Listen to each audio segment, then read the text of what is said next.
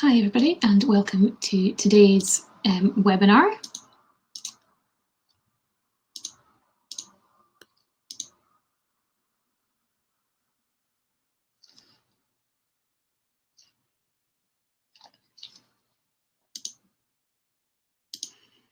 Hi everybody and welcome to today's webinar. That's just, well, 5 o'clock here, whatever time it is where you are. So we'll just wait a few minutes and see if we get any more people joining us, and then we'll get started. Hi Kelly. You're the only one here so far, so just wait a few minutes and I'm sure we'll have some more attendees joining us.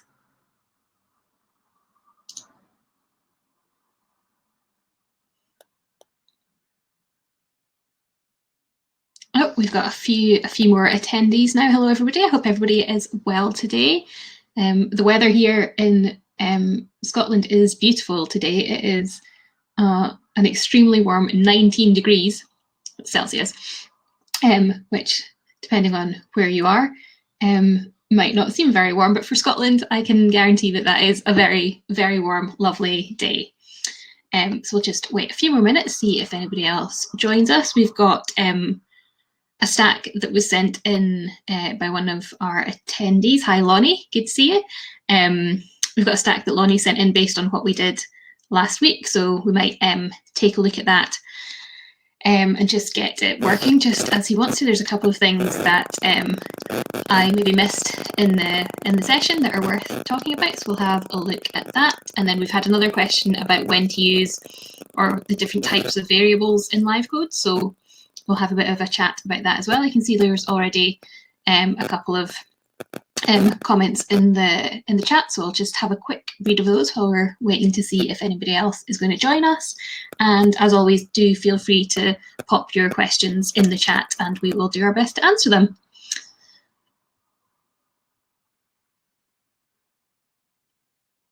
Sorry, I'm just reading one of the questions, which is a bit long, so I'll just be a couple of seconds.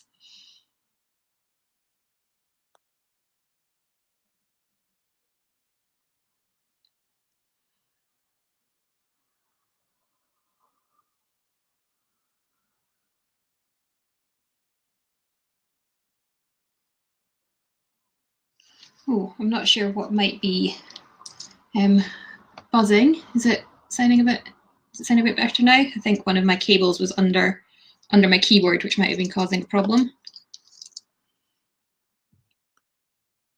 Oh, Gregorio, no problem. No need to apologise for missing a session. Just nice to have you back. And the sessions all go up on YouTube afterwards. So even if you miss one, if you can't make it to the live one, you can always watch it back.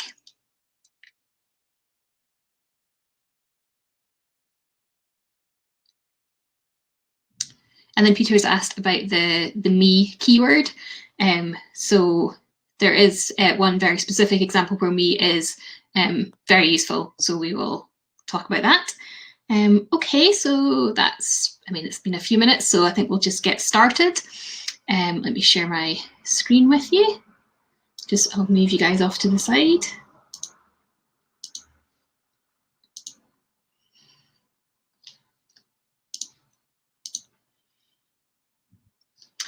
Okay, so we'll make a start. We'll have a look at Lonnie's stack that he sent in.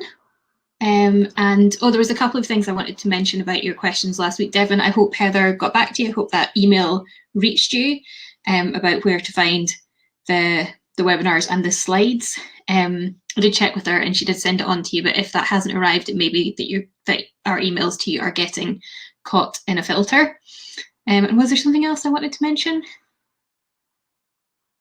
Oh, and Kelly, I wanted to thank you for sending in the specifics about the lesson that you mentioned as well. So yeah, support@livecode.com if you want to email us about anything. That's always the best spot. Right, so I'll just start up LiveCode and we'll have a look at Lonnie's stack, which is using some of the resizing and the YouTube stuff that we talked about last week. And I just realized that I forgot to reset my screen, so I will just do that now so that it's not absolutely tiny for everybody looking at it.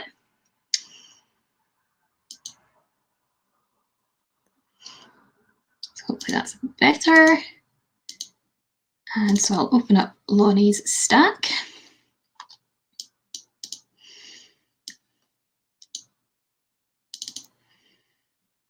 And before I do anything else, I'm also going to turn up the size on my script editor before we get to any script and realize that, again, it's a bit small to see. Okay, so this is Lonnie's stack, and the basics of what he wants to do is we're going to look at the resizing. So the first thing I did was I had to look at the card script here because the main problem here is that the browser's not resizing.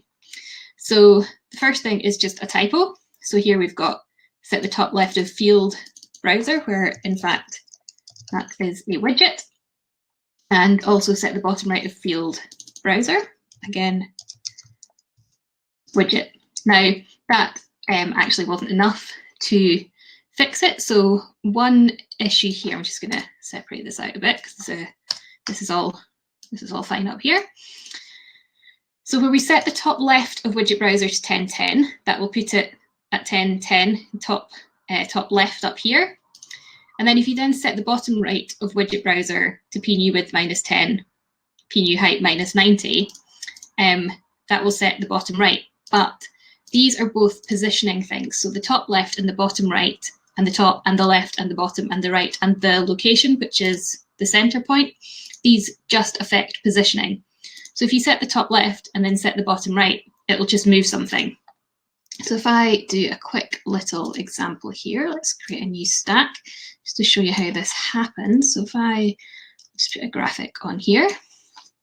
So now in the message box, I will just set, right, that's my headphone cable. We will set the top left of graphic 1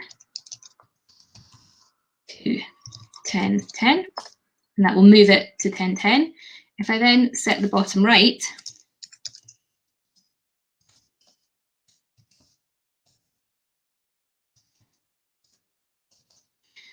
graphic 1 to, let's say, 100,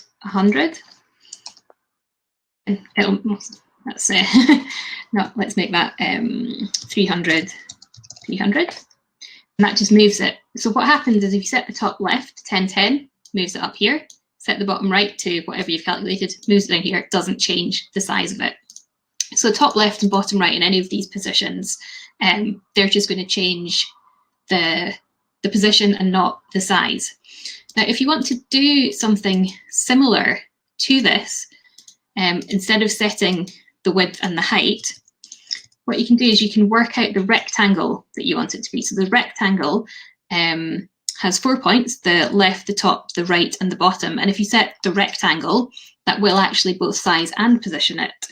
So here we would put, let's see, so it would be 10, 10, that's left, top, then pnew width -10, pnew height -90 into t rect. And then if we set the rect or the rectangle, they're just synonyms, so I'll use the full word there. So set the rectangle of widget browser to t rect, and that will actually set the whole thing. Now what I'm going to do is I'm just going to, because Lonnie was using geometry and code here, so I'm just going to turn off geometry for now so that we're just using code. You tend to want to use one or the other, particularly for a single object. I'm also going to get this to point at something so we can see it when we go into run mode. So we'll make that livecode.com.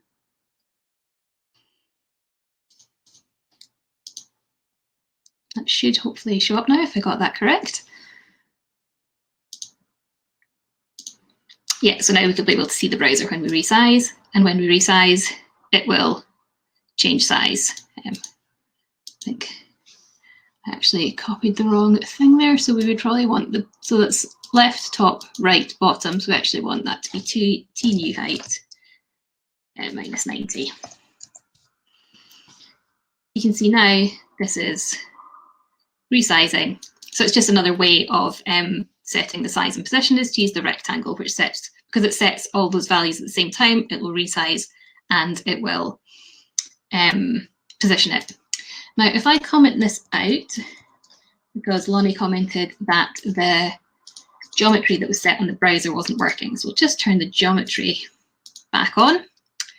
And this is something that I didn't mention that I should have mentioned, is that the geometry manager, it uses LiveCode script in the IDE to actually resize things, and it uses the resize stack message. So your stack will get resize stack before the geometry library does.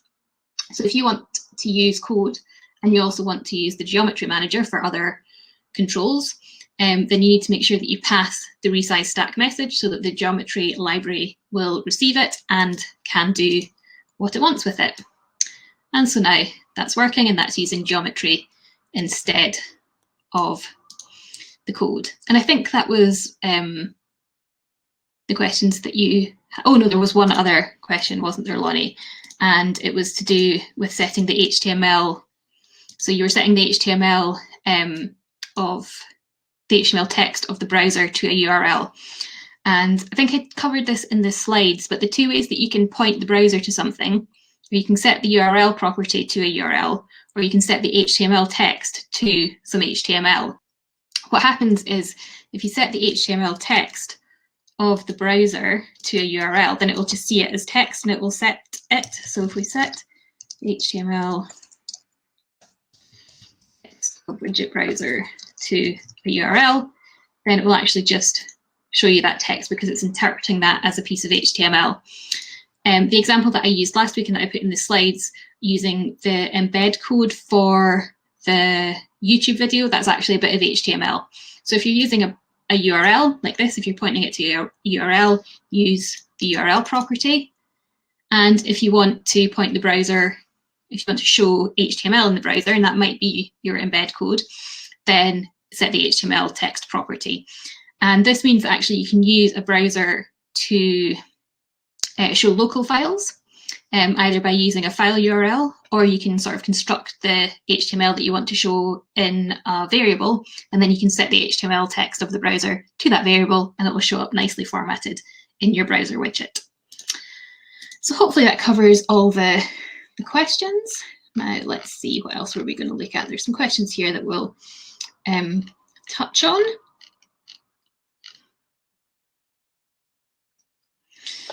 Just going to move my phone in case that's the thing that's causing, excuse me.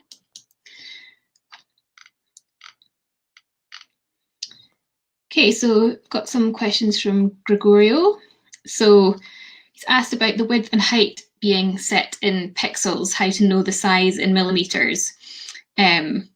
So I don't think there's really a way to calculate that. As long as you're doing things in LiveCode in pixels, then you can always just use pixels. You wouldn't need to convert it depending on the phone and the specific size. I mean, if you want something to be a specific size on a phone, I guess that there are some things that you can do, but you wouldn't usually need to do that. If you want to use resize stack code, or you want to lay out your mobile app using code like this, then what you can do is you can get just the rect of the width and the height of the stack. So if I put the width of this stack, it will tell me what the width of the stack is in pixels. And you can just lay out everything based on that. And the way that the mobile apps work is a mobile app is always scaled to the size of the device that it's running on. So this doesn't happen if you're using full screen mode, but you'd either be using full screen mode or you'd be writing code to lay things out yourself. So if you're not using full screen mode, the app, the stack and the app will automatically be sized to the full size of the device, because that's how mobile apps work. They take up the full screen.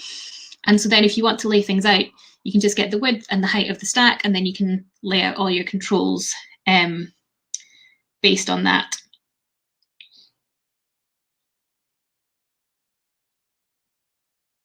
And if you, sorry, I was just reading the question there. So your options, as we've discussed before, for sort of laying things out and resizing things for different mobile devices are there. You can use the full screen mode, which will automatically scale your app using the method that you choose, or you can use code like this. So here we're doing resize stack, but you could do this in a pre-open stack handler. You could write a method to do this that always runs, gets the width and the height of the stack, and lays everything out. So hopefully that will cover anything that you need. I would always start with full screen mode. It's only if you've got a more complicated UI, you want to be able to use all the screen real estate, or you're using on desktop if you're using a stack that can be resized. So that's the way to sort of allow your app to run correctly, or to run how you want it to run on any device. And then Gregorio's also asked about audio clips in a card. So there's a couple of ways that you can do this. It depends if you're on desktop or mobile. So again, let's just create a little new stack and see what we're doing. So in LiveCode, there is a player object here. So you can just drag a player object onto your stack. This can be used for audio or video. You can even make it invisible if you want to. Open up the property inspector. And what you do is you set the source, which is, so you set the file name property to the audio or video clip that you want to play.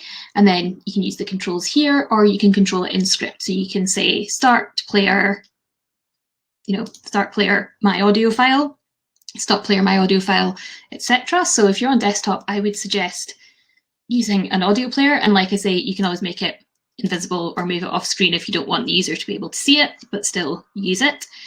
And then on mobile, what you would usually do is you would create a native mobile player using mobile control create.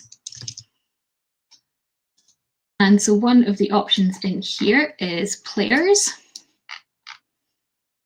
So you do mobile control create, then you set it's visible to true, you set it's rect, you set, again, it's just the file name property.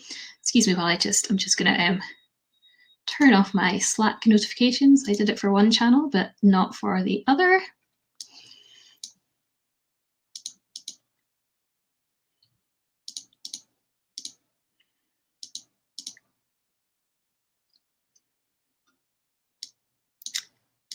Okay, so hopefully we won't get those popping up anymore.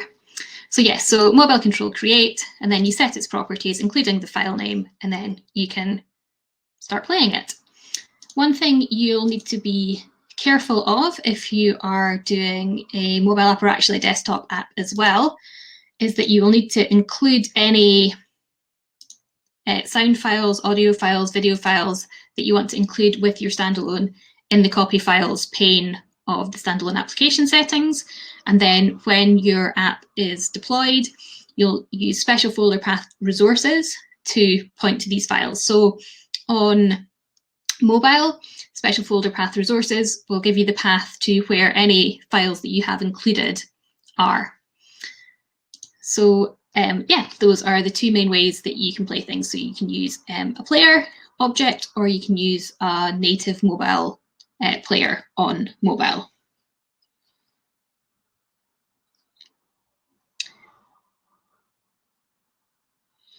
And then Gregor's also asked what the latest version of LiveCode Indy is. So the latest sort of fully released version for everything is 9.5.1, and the latest sort of beta version is 9.6.0, and those should all be available via your LiveCode account, or you can go to downloads.livecode.com and have the whole list of all the options.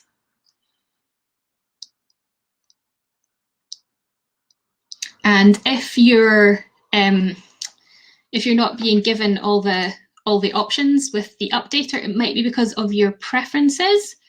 So in your preferences, in updates, you can tick the ones you want to be notified about. So if you only have notify me of stable releases on, then if you've got 9.5.1, you won't be informed about anything until 9.6.0 comes out.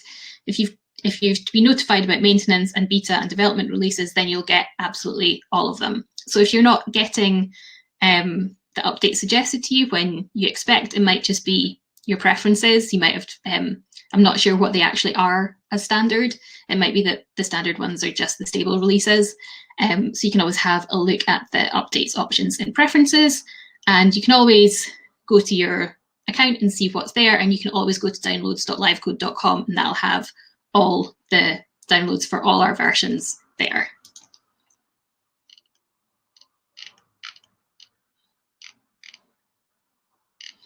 Okay, so let's see.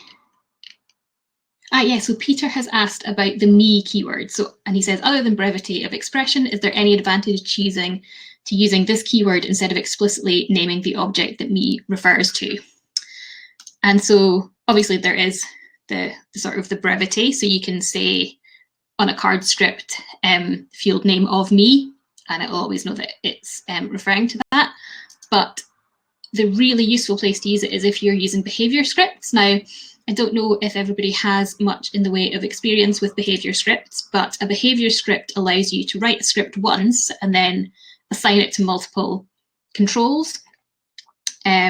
So if you have lots of buttons that do almost the same thing, then you can write a behavior which will actually allow you to write that code in one place and then sort of assign it to the different buttons. So I'll do a really quick example. So if I create a button here, which is going to have our behavior script in it, and then let's have 3 other buttons. This will be button A, this will be button B, and this will be button C. Now let's write our behavior script. So this, we're going to assign this to the buttons, so it'll just be as if it is the script of a button. So I'll open up the object script and we'll do a mouse up. And then what I'm going to say is I'm going to answer the short name of me. And then what we need to do is we need to assign this behavior to each of our buttons. So we can do this you can do this in code. You can just say set the behavior of button A to, and then give the long ID of your behavior button. But we'll just do it in the project, in the property inspector. So I'll just select the behavior. So it's button behavior. If I do that for all of them, so this behavior has now been, the same behavior has now been, well, that one didn't take. So the same behavior has been assigned to all of these buttons, which means these buttons will now respond as if that was their own script, but I've only written it once. And so now if I go into run mode, I can click A, or B, or C. And because the code refers to the short name of me, that will be linked to whichever button was actually clicked, even though it's a behavior script. I hope that is clear. So the behavior is assigned. If you're in button A, it will know that the short name of me is the short name of button A, or the short name of me is the short name of button B, or similarly for C, where if you'd written sort of an explicit answer the short name of button A in here, then you would get button A, whichever button was clicked. So behaviors are really useful for writing a bit of script and being able to apply it to, it's not just controls, you can do it for cards, you can do it for stacks. They can be in buttons like this, or they can be script-only stacks. So again, don't know if you have been introduced to script-only stacks, but let's have a look at one. So LiveCode stacks are binary files. So some time ago, not that long ago, a few years now, we introduced script-only stacks. So you can create a script-only stack, and it's actually a text file. So it's stored as text rather than as a binary file. And one of the big reasons that we did this was so that LiveCode apps work better with sort of control, with like versioning systems like SVN or Git or whatever you use, because it's much easier to work with text files in those. So for a lot of large apps that we have now, actually including the LiveCode IDE, a lot of the scripts are in a script-only stack behavior, and then they just get assigned to the control. And that means that when we are working as a team we use Git, it means that it's much easier to collaborate with text files. But yes, so me, just coming back to me, is particularly useful when you're working with behaviors, because it will always refer to sort of the target control, the one that was actually clicked or typed in or that you're on. So yeah, so that's a big useful reason to use me.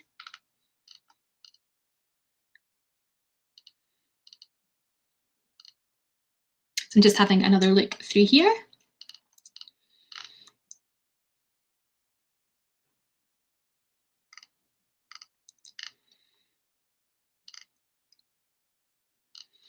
So we've got a question. I have a card with a looping video on full screen. I want to go to the next card automatically after the card is completely downloaded. Deploying my app on mobile, it works on desktop but not mobile. So if it's a video, that I'm just going to touch again on the fact that you would need to include it in your standalone application settings. So it would be in the copy files. Also, depending on how you're playing the video, if you're using a player, then I would suggest trying a native mobile control. You can still do things like you can tell when the video is finished and automatically move on. Have a look at the mobile control do, mobile control set and get for properties, and mobile control do for sort of commands and things like that. So if it's not working on mobile, first thing is to check that you're including the video, that the file path is correct, and perhaps try using a native mobile control instead of a player. It'll depend how you are actually playing your video. Those are the things I would suggest. And if you're stuck, do just drop us an email, perhaps with your stack, and I could take a look at it and we could talk about it again.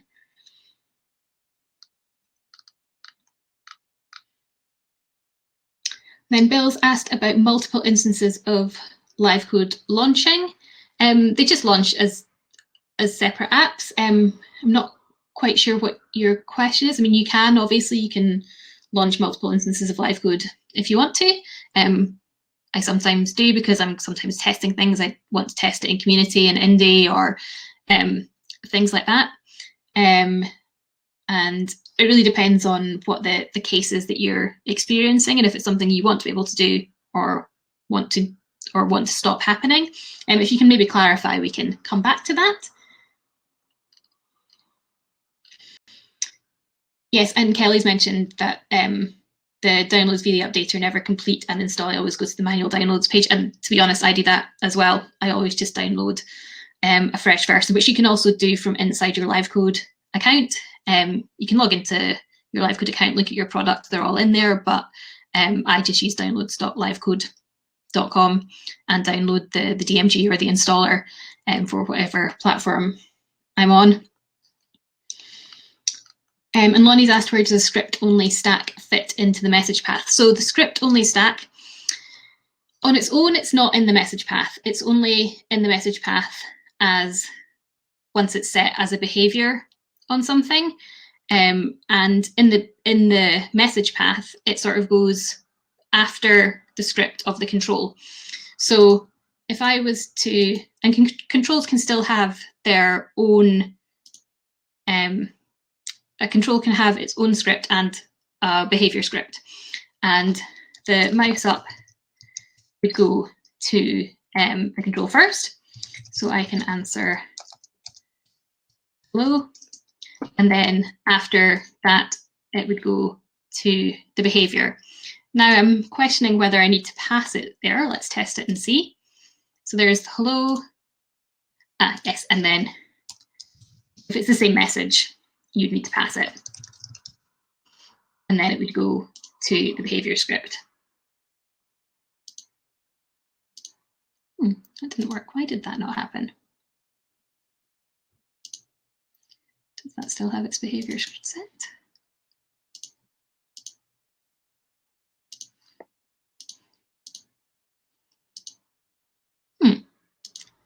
strange. It's in the behavior script, not the button script. That's why. Now if I click it, it goes to the button, and then it gets passed to the behavior. Sorry, I clicked that quite fast. So the script-only stack itself is not in the message path until it is assigned as a behavior of a control, and then it sort of slots into the message path just directly after the control or card or stack itself. So the actual message would always go to the control, and then the behavior if the control has one, and then the card, and then the card behavior, and then the stack, and then the stack behavior. So it just slots in just behind whichever control actually has the behavior set on it. And Peter's asked, can one convert a binary stack to a script-only stack without rewriting it? You absolutely can. All you need to do is you just create a script-only stack, and then so if you were doing it for a control, for example, you would create a script-only stack, just new stack, script-only stack, give it a name like button A behavior. You can then actually just use the command set the script of stack button A or button behavior to the script of button A, and then that's it. So it's only for scripts, but yeah, absolutely, you don't need to rewrite anything. You can even copy and paste it if you want to, whatever is easiest for you. You just take the actual script exactly as it is here. You create a script-only stack, new stack, script-only stack. So let's call this button A behavior. Paste it in and save it, and that's it. That's your script-only stack. So yeah, no need to rewrite. It should absolutely just work straight away. I actually did a project a couple of years ago that I've been working on since, where we took it was a large LiveCode project, and it was all in one binary stack, and it was being moved to Git, and there was going to be a team working on it. And I just wrote a short script that looked through all the cards, created a script-only stack, extracted it, set all the behaviors, and it just worked. So yeah, so you shouldn't have any problems if you decide to do that.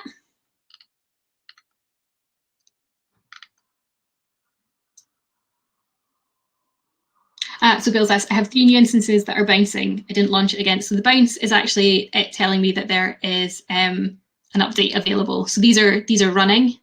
I don't know if you can see them behind this webinar jam message here. So I've got more than one open, but some of these are actually updaters bouncing to tell me that there is an update available. So because I still have some old versions installed, so there's definitely an update available. There's an update available from 9.6.0 DP4, and it's bouncing just to go, hey, there's an update. Do you want to install it? So that's why.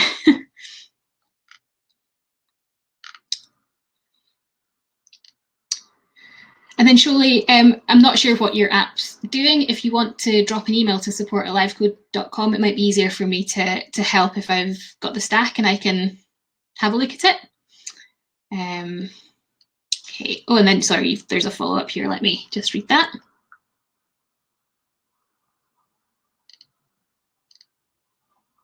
Yeah, if you could maybe just send in a little sample to support@livecode.com, I'll have a look at the stack and see if I can see any way to help. Okay, so Devon's asked, is there any way to see the messages being sent up the path? And we do have a tool in the development menu, which is called the Message Watcher. And so if you have that open, just bring that over here, and then if I go into run mode and do something, so you can see I got mouse enter, mouse leave there, you can see that happening.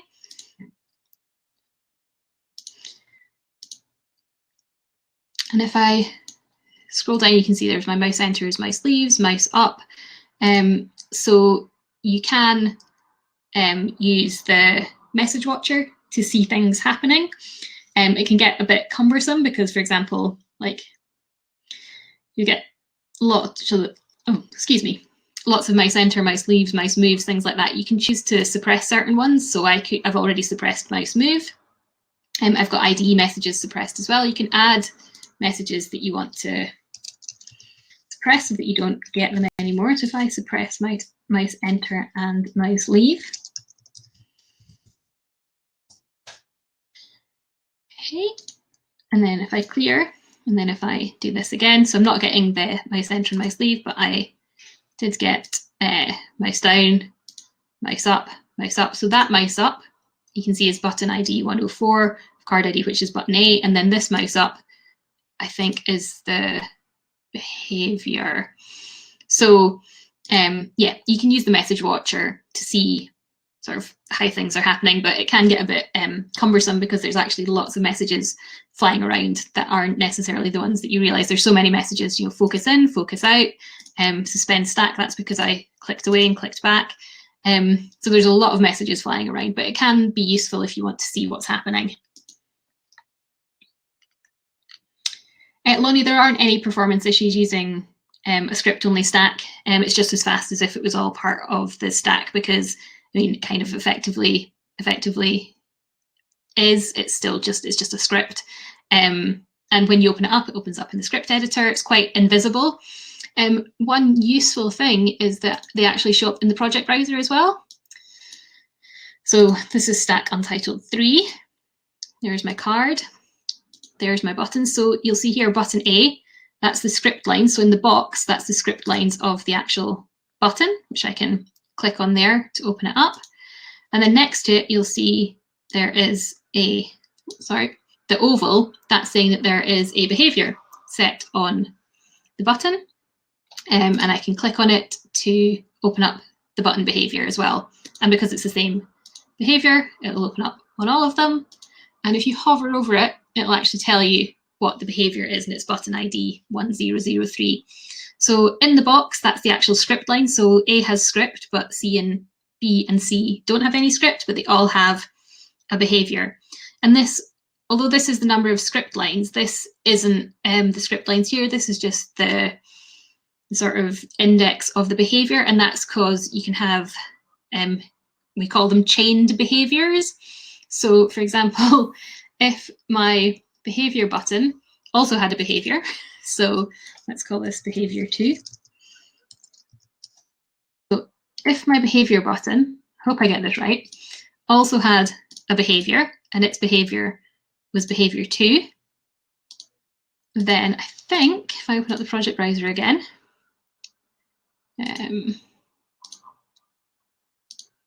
yeah, you'll see that my buttons now have, so that's button A's script, that's the sort of first level behavior, that's the behavior of the behavior, and that can go on indefinitely.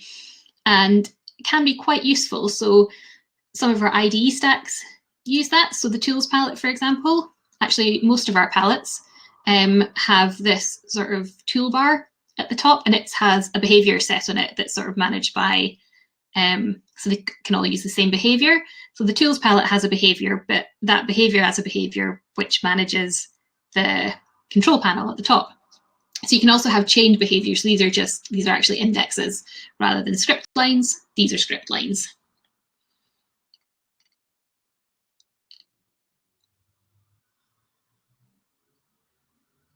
Oh, yes, thank you. That's a good point. Thanks, Evan. I will hide that. Hopefully you can see my bounces here, but that is just letting me know that there's updates available. Okay, so I'm just going to have a quick look and see if there's any questions that I have missed, and then if not, we'll talk about variables, which is one of the questions that was sent in.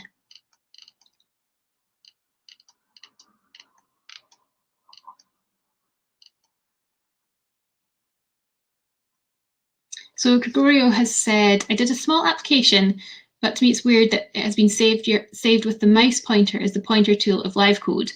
So do you mean that your behavior, the pointer in your app looks the same as the LiveCode one? That is something that you can control using the cursor property. So if you want something other than the sort of standard cursor that you get, then you can set the property, the cursor property, to one of the built-in ones. So there's the built-in cursors are busy, which is the sort of looper, the sort of little spinner, watch, arrow, cross, hand. There's a few here. You can also you can import images and then use those as cursors, and you would just give the ID of the image that you've imported. So when you import an image, it's given an ID. That's an image, there's obviously nothing in it, but that's image ID 1008, and then you can set your cursor to that image ID. So if you want a cursor that's not the standard one, then you can choose a different one using the cursor property. I don't know if it's that that your app is running with a cursor other than the sort of the standard one, which would be strange. Again, that might be something you could email support about, but if it's that you want to choose your own cursor, then you can use the cursor property.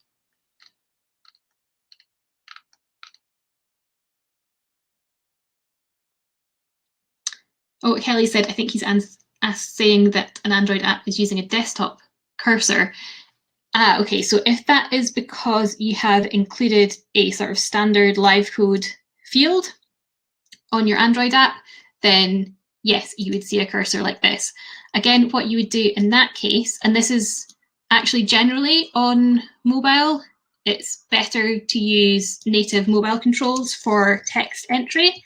You've noticed that if you're just using a LiveCode field, there are often some issues with how it behaves, and you can't do the copy and paste, the sort of standard actions. They sometimes behave strangely. They don't look quite right. We've had a few issues that people have emailed support about, and it's usually been because they're just using a standard LiveCode field. What to do is to use a native mobile control and make a input. So that's an input field. So if you do that, mobile control create input, give it a name, set the rect, set the other properties that you want it to have. You can change the text font, things like that, the size. Then I would always use native text controls on iOS and Android. They behave much better. Oh, that's, yeah, I remember, I think it was last week, somebody was using a physical keyboard with their Android app, I guess as a sort of, as a tablet type thing where they actually had a keyboard to type, and it wasn't behaving correctly with a LiveCode field, but they changed it to a native text entry field, a native text input field, and it worked fine. So yeah, if you're having problems with things like that, or the cursor doesn't look right, then try a native text entry with mobile control create. Okay, so Shirley's asked, is it possible to place a button on a video? So I can't remember if any of my stacks here, did one of them have a player on it? Let's have a look. There's my, is that, sorry? There's my project browser. So that's just a graphic. Yes, that's a player. So I think that it will depend, because of the way that the player object works, you can't put any other controls on top of it because of how the layering works. So I'm pretty sure that you can't put any other controls on top of a player. I will double check, but I'm pretty sure that you can't place anything on top of a player just because of how it is rendered.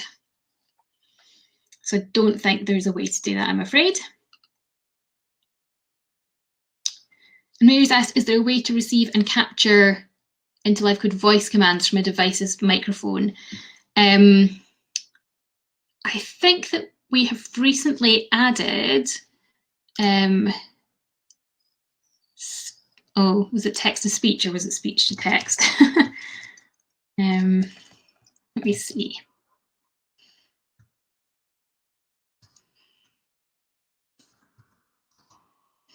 Okay, so we recently added our speech library.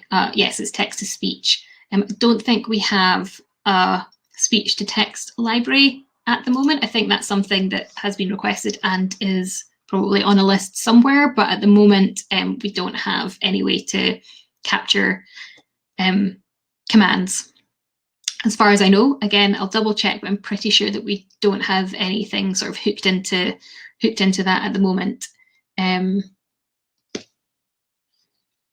So yeah, if you want to do text to speech, then that's supported, but the other way, I don't think that there is. You can record. I mean, you can record from a microphone, but I don't think there's a way to, sort of process that and turn it into commands. But I will have a look. Sometimes I doubt myself sometimes when these questions come up and I'm like, have we done something like that? But I'll find out, and I can always clarify next week. Okay, so do we have any other questions at the moment? Don't think I've missed any. If I have missed any, do just pop them into the chat. But somebody did send in a question about variable types, so I'd like to discuss that. But do pop any other questions in there. So specifically, it was sort of about global variables and when to use them and when not to use them, and just a sort of in a general way, we discourage the use of globals. I mean, you can use globals. LiveCode has global variables. It's absolutely fine. But we often discourage it just because if you're using global variables, it can get a bit confusing because they get set and checked and things in so many places. If that's your coding style and you've been using globals always, then absolutely there's no reason to stop, and LiveCode does support global variables. But just I'll cover some of the types of variables that we have, just so that you have a bit more of an idea. So basically there's global variables, there's local variables, there's script local variables, which are somewhere in the middle, and we also have things called custom properties. So the simplest ones are local variables. I'll just I'll declare one here. And if you want to declare your variables, or you've got variable declaration, variable checking turned on, then our sort of standard process is to prefix any variable names that are local with T for temporary. So if I create a local variable T name inside a handler, and then if I put Elanor into T name, then that is a variable that will only last from here to here, from on to end, whether that's a command or a function. If it's a local variable, then it's just within the handler. And obviously you don't have to declare it. If you create a variable just by putting something into it inside a handler, then it will be created local to that handler. And if there was anything else, so say I did that actually in mouse down,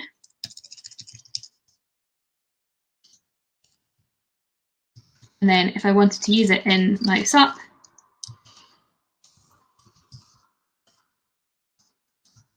if I said answer T name there wouldn't be anything in it, because this T name is local to this handler and this T name is local to this handler. So these variables only apply within the handler bounds from the start to the end. Now what we have is we have things called script local variables, and these have to be declared. So, and we preface them with S for script local. And what you do is you have to declare them outside of any handler, but in the script. So this variable will be local to this button, and any handlers in this script can access it. So it's sort of, it's more accessible than the local variable, but it's still only accessible within this button script. So another button couldn't see it. But if I use it here, if I put Elanor into S name, and then here I answered S name, then this would be accessible by both of these handlers because it's a script local variable. I've declared it up here, has to be declared so that LiveCode recognizes that it's a script local variable, and it is local to the script of this button. So this actually should work. Yeah, so I declared it in here, I used it here, but because it's local to the script, then both of these handlers can use it. So that's getting closer to a global variable, but it's still only accessible to this button script or to a card script or to a stack script. So that's sort of a step down from a completely global variable. So another button wouldn't be able to see this one. And then obviously we have global variables which are accessible to your whole stack, but you do have to declare that you're going to use them. So if I wanted to use a global variable here, say it was gname, I would have to declare it so that this handler would know that it was using the global gname.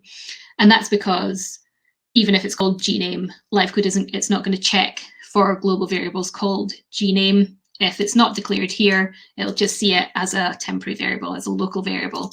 So if you want to use them, you do have to declare them first so that LiveCode knows that you're talking about the global gname, not just a gname in here. So yeah, so those are the main ones. You've got local variables, which are local to a handler, script local variables, which are local to a script, and global variables, which can be accessed everywhere, but you just have to be careful to declare them before you access them. Otherwise, LiveCode will create another variable with the same name, but that will be local to that handler. And then the other thing we have is custom properties. And again, I don't know how familiar with custom properties you are, but if you open up the property inspector, go to this pane, you'll see that there are custom properties. And these are sort of properties that you can set, and they're treated just like any of these properties, like visible. So if I want to refer to the visible of this button, which should be true or false, then I just say put the visible of button test. And it will return the value of this. And a custom property is treated in exactly the same way. It's just that you can create them. And you can create them by setting them, just like you would set a variable. So if I set the C test property of button test to true, and if I come back to my property inspector, there's now a custom property in there called true, and I can get the property. So I can set and get the properties just like set and get custom properties, just like I would set and get standard built-in properties, and you just refer to them in exactly the same way. And again, these can be on controls, on cards, on stacks, all types of objects in LiveCode can have custom properties. And I mean, you could use those in place of a global if you wanted to. You could set a custom property of a stack that would then be accessible to all the controls. So any buttons, any fields, any cards, they can all reference. You just have to give the full sort of path to it. So if I would put the C test property of the stack, and it would return the value of the stack in the same way that I can put the width of this stack from anywhere, and it would be accessible. So custom properties, they are closer to properties in terms of how you interact with them, but they can sort of be used like variables in terms of just like storing some data if you want to. The other thing that you can do with variables, sort of it's a little bit higher level. So we have get prop and set prop handlers, and these allow you to actually do things when you set the value of a variable. So it is a control structure, and what it does is if you, let's look at set prop actually. So if you want to execute some code when you set a property or when the user sets a property, then you can add a set prop handler. And so you can tell it to do things when a property is set. So if I added a set prop handler to my button, so if I said on set prop, and then have a look at the dictionary for the syntax. So set prop, you give it the property name, and then it's the value. So my set prop would be CName, and this is just for custom properties.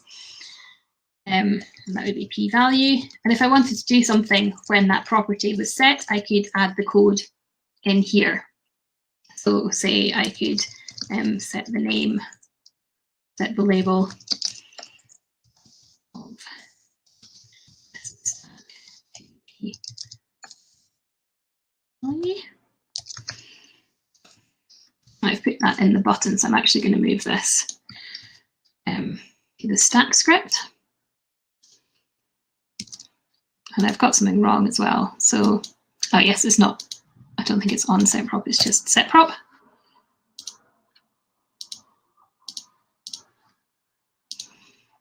And then it's end, and then the name of the property. I don't personally use these very often, so which is why I'm a little bit rusty on them. So it's just setProp instead of on or command or function, then the name of the property, which is cname, the value, and then set the label of the stack to p-value. And I think if that works, oh, sorry, yeah, what I need to do is I need to set the property. So if I set the cname of this stack to Elanor, and you'll see a change there. So if you want something to happen when you set a property, rather than just, I mean, it still stores the value, you can still get and set the cname of the stack. But if you want to do something when it's set or got, then you can add setProp and getProp handlers. And that can be useful because that allows it to act more like a property. So for example, in the stack, if I actually do something if I change a property of the stack, what can I change that will be, yeah, let's change the scale factor. So if I set that to 1.5, something happens. It's being scaled up. So setting a property of the stack does something, it causes something to happen. And this allows you to do that. So when you set a prop, or when the user of your app sets a prop, then you can do something. You can execute some code when that property is set or got, and that can be really useful if you're working with custom properties for things. Okay, so Gregorio's got a question here. So sorry, hopefully that's made the variables and a little bit of custom property stuff a bit clearer. Like I say, I'll put everything into the slides, and I'll see if we've got any other resources that I can point people to.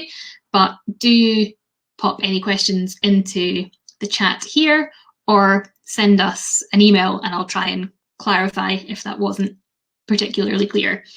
And we've got just a question here from Gregorio. We've got a few minutes left, so I will do my best to cover this. So he just wants to be able to move to another card based on an amount of time. So for example, after opening your stack, you wait for 3 seconds and then you move to the first card.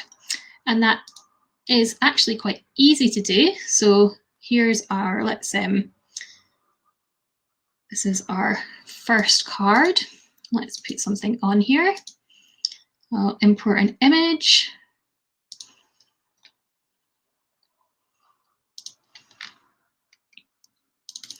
Right, so there's a nice LiveCode logo. So this could be our splash screen. And then on a new card, let's just stick a button on here so we can see what we're doing. So if you go to the first card, so in the card script, I can say on pre-open card. And the way that I would do it was I would send a message, for example, go next to me in 2 seconds. And then I'd add a command, go next, and it would go to card 2, or if the card had a name, go to card name.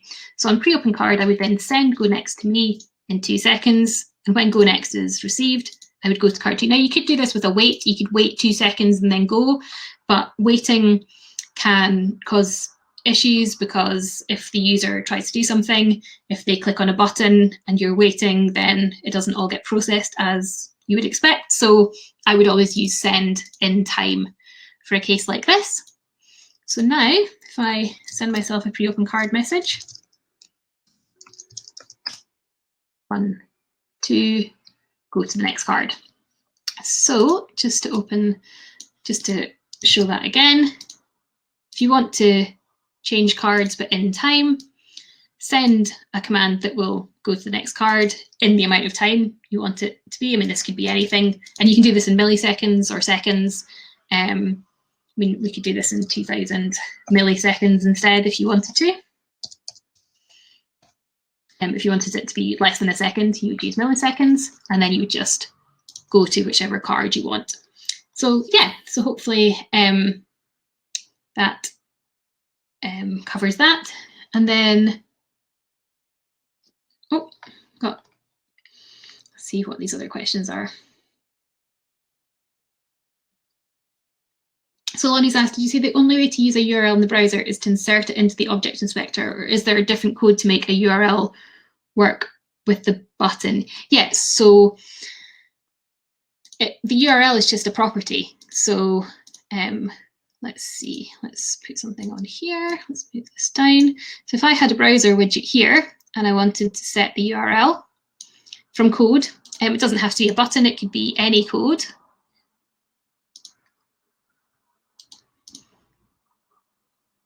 So if we did it on mouse up, then you just set the URL, because it's just a property of the control. So it's just like any other property, like visible or width or height. You'd set the URL of widget browser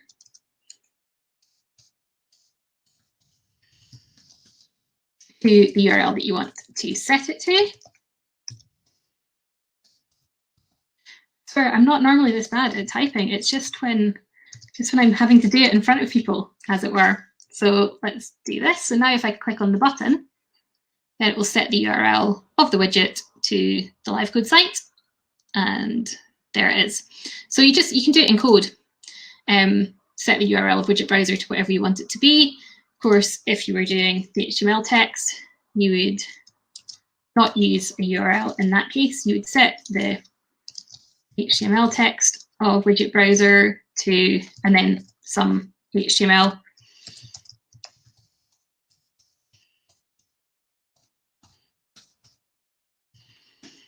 And in that case, it would then set the HTML text. So set the URL for URLs, set the HTML text for HTML.